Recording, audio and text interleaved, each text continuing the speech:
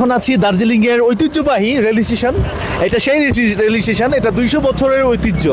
এই দার্জিলিং এ ব্রিটিশরা সবচেয়ে বেশি সৌন্দর্যের কাজ করেছে এই রেল স্টেশন থেকে শুরু করে এই 7000 ফিট 7500 ফিট উপরে অনেক সৌন্দর্য এবং অনেক পুরনো স্তম্ভ তৈরি করেছে তারা, যা কিনা এই ব্রিটিশদের ঐতিহ্য এখনো পর্যন্ত ধরে রেখেছে এই ভারতবর্ষে, এই দার্জিলিং।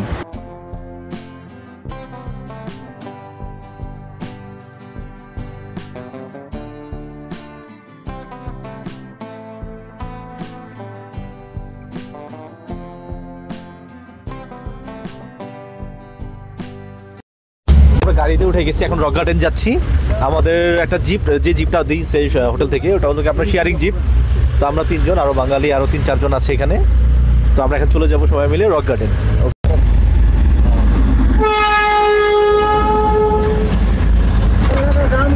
এই সেই ব্রিটিশ আমলের, ব্রিটিশ পিরিয়ডের ট্রেন। এটা আমাদের লাগ ভালো যে আমরা পেয়ে গেলাম রোডেই। দার্জিলিং শহর এবং এর পার্শ্ববর্তী অঞ্চল ইতিহাসকে কভার করে, যা সিকিম রাজ্যে অন্তর্গত, কিন্তু সর্বশেষ ব্রিটিশ ভারতের অংশ। তাই ভারত সিকিম রাজ্য এবং নেপাল ভুটান ইতিহাসের সাথে জড়িত। গ্রেট ব্রিটেন সিকিম রাজ্যের অংশ। দার্জিলিং নেপাল ভুটান এর মধ্যে গুরুত্বপূর্ণ একটি রাফার রাজ্য অংশ হয়ে ওঠে। ব্রিটিশরা এই এলাকাটিকে স্যানিটোরিয়াম হিসেবে ব্যবহার করতে দেখতে পায়। জলবায়ু যা চা চাষে চমৎকার পরিবেশ প্রদান করে। শীঘ্রই দার্জিলিং পাহাড়ের চা চাষে দার্জিলিং রপ্তানিতে শীর্ষ হয়ে ওঠে। দার্জিলিং যে আসছে সে কি সারা কাছে মজা পাইবো না?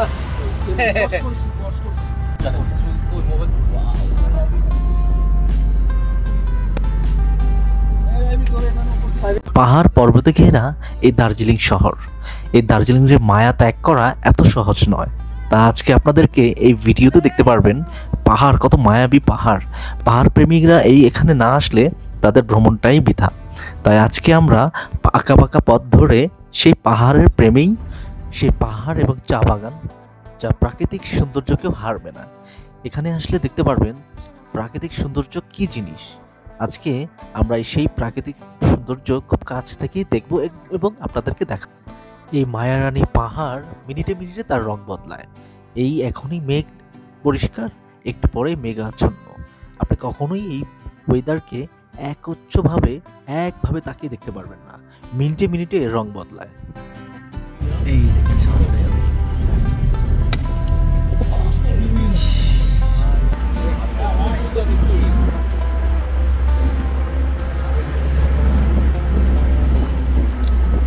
তোলা লাগতো ভাই, এই জায়গায় ছবি না তুললে।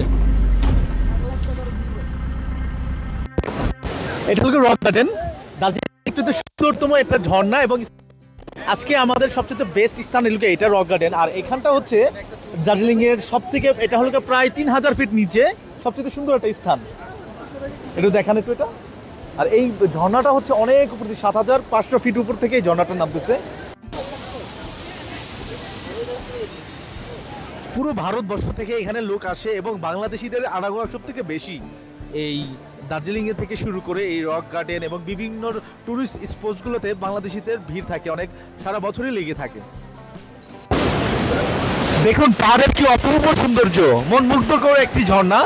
এই ঝর্ণাটি দেখে মনে হচ্ছে যে এই ঝর্ণার সাথে ভেসে যাই।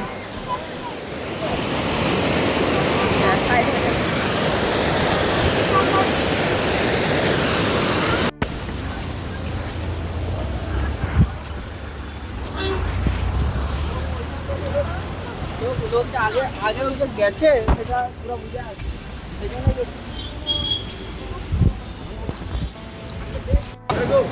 রক গার্ডেনের তিনটা ধাপ। এখানে প্রথম ধাপ, সেকেন্ড ধাপ। আমরা এখন ওই ব্রিজের একদম লাস্ট স্টেপ উঠে যাব। তো এর মধ্যে যদি ঝর্ণাটা দেখাইতে পারি আপনাকে, দেখেন কত সুন্দর প্রাকৃতিক এই দার্জিলিং 200 বছরের ইতিহাস। পাহাড়ের আঁকাবাঁকা পথ ধরে আমরা সেই চূড়ায় উঠবো, একদম চূড়ায়। মনটা এতই ফ্রেশ হয়ে গেল যে মনটা চাচ্ছে যেখানে থেকে যাই। পাহাড়ের প্রেমে পড়ে গেলাম আসলেই। আপনারা যারা ট্যুরিস্ট ভ্রমণ পিপাসী আছেন, যারা পাহাড় প্রেমী, তারা অবশ্যই দার্জিলিংয়ে এই জায়গাটা অবশ্যই আসবেন। ধাপে এখান থেকে লাস্ট স্টেপ হচ্ছে ওই যে ওইটা ঝর্ণাটা দেখতে পাচ্ছেন, ওই ঝর্ণাটা। ওখানে আমরা ওঠার পর আমাদের ঝর্ণার ট্যুর এখানে শেষ। আর এখানকার সৌন্দর্যের কথা বললে তো আসলে বলে শেষ করা যাবে না। এখানকার আমি তো পাহাড়ের প্রেমে পড়ে গেলাম। পাহাড় প্রেমী যারা আছেন ওরা অবশ্যই দার্জিলিং আসবেন, দার্জিলিং স্পটটা অবশ্যই আসবেন। এখন আমি আছি রক গার্ডেনে। এটা হচ্ছে দার্জিলিং এর সব থেকে ইম্পর্টেন্ট পয়েন্ট, যেখানে যদি আপনি মিস করেন তাহলে দার্জিলিং আসা আপনার পুরোপুরি বেকার যাবে। এবং দার্জিলিং আসলে এই পয়েন্টে আসতে হবে। এখানে আসতে মাত্র 20 টাকা লাগে, আর আপনার 400 টাকা আমাদের লেগেছে গাড়িতে, পার হেড প্যাকেজ যেতে হবে। আর পেছনের ভিউ দেখতেই পাচ্ছেন যে অনেক ওপর থেকে অলরেডি ঝর্ণার পানি যেটা আছে এটা এখান থেকে বয়ে যাচ্ছে। তাই আপনাদেরকে রিকোয়েস্ট, আপনি জেকে, চ্যানেলের নামটা কি, জ্যাক জিহাদ 65কে সাবস্ক্রাইব করবেন। এটা আমার কাছে রিকোয়েস্ট। আমারও ফেসবুকের এবং ইনস্টাগ্রাম এবং আপনার ইউটিউবেও চ্যানেল আছে, আমার যত যারা ফলোয়ার্স আছে এটাকে অবশ্যই করবেন। Thank you so much. দাদা হচ্ছে অবশ্যই সাপোর্ট করবো, দাদাও আমাদের সাপোর্ট করবে। এবং যারাই কলকাতা আসবেন দাদার সাথে যোগাযোগ করার চেষ্টা করবেন। দাদার নাম্বারটা ডেসক্রিপশন বক্সে দিয়ে দিব।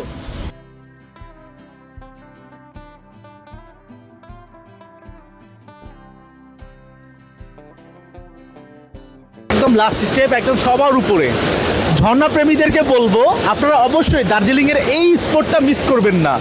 স্পটটা এতই সুন্দর, আপনার এখান থেকে একদম ঝর্ণার নিচ পর্যন্ত একদম 1000 মিটার নিচে পর্যন্ত দেখা যাচ্ছে। প্লাস এখান থেকে আপনি দেখতে পাচ্ছেন উপরে চা বাগান, পাহাড় পর্বত সব একই স্থানে দেখতে পারবেন। আমি মনে করি যে পাহাড় প্রেমীদের কাছে ওয়ান অফ দ্য বেস্ট একটা জায়গা। এই জায়গাটা অবশ্যই মিস করবেন না। দার্জিলিং আসলে অবশ্যই আসবেন, এটা আমার রিকোয়ারমেন্ট। আর আমাদের ভিডিওর আজকে দ্বিতীয় পর্ব, শেষ পর্বে আমরা আরও এক্সাইটেড আরও কিছু জায়গা দেখায় দিব। আমাদের ভিডিওটা যদি আমাদের চ্যানেলটি সাবস্ক্রাইব করা না থাকে তো আজই সাবস্ক্রাইব করে বেল আইকন প্রেস করে পাশে থাকবেন। ধন্যবাদ।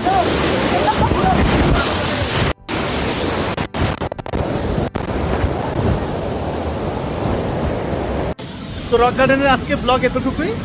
কালকে আমরা 7টা স্থানে যাব এবং আমাদের কালকে আরও দর্শনীয় 7টা স্থানের ভিডিও আমরা আরও সুন্দর করে প্রেজেন্ট করবো আপনাদের সামনে। তো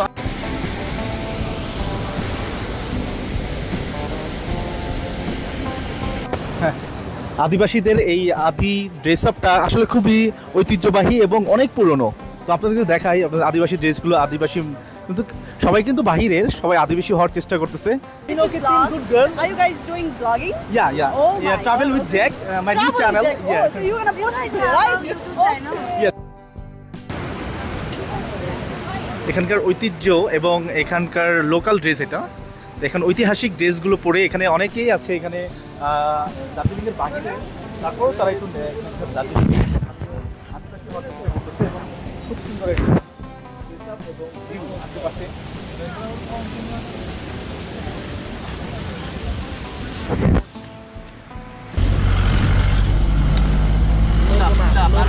এই জায়গাগুলো জানেন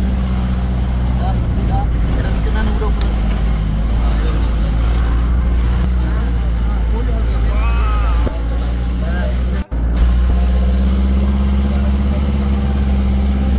কেমনে দৌড়াইতেছে।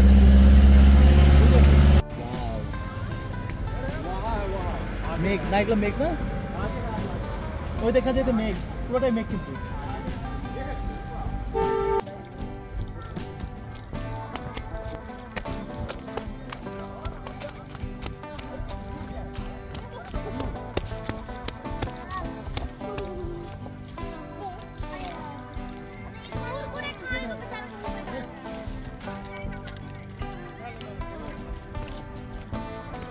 গার্ডেন এখন দেখতে চাইছেন কুয়াশা, একটু আগে ক্লিয়ার ছিল। এখানে মিনিটে মিনিটে আপনার ওয়েদার চেঞ্জ হয়।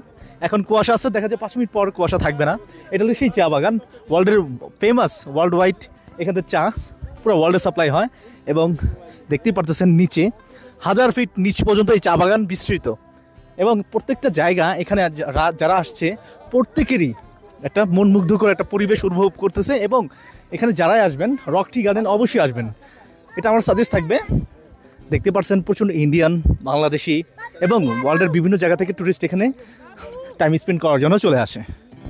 এখানে ওয়েদার চেঞ্জ হয়, 2 মিনিটের মধ্যে কুয়াশা চলে আসছে। একদম পরিষ্কার ছিল, কিন্তু বেড লাক। তো যতটুকু আজকে হয়েছে আপনাদেরকে তুলে ধরার চেষ্টা করেছি। তো আমাদেরকে সাপোর্ট করবেন এবং পাশে থাকবেন। বাই, আল্লাহ হাফেজ।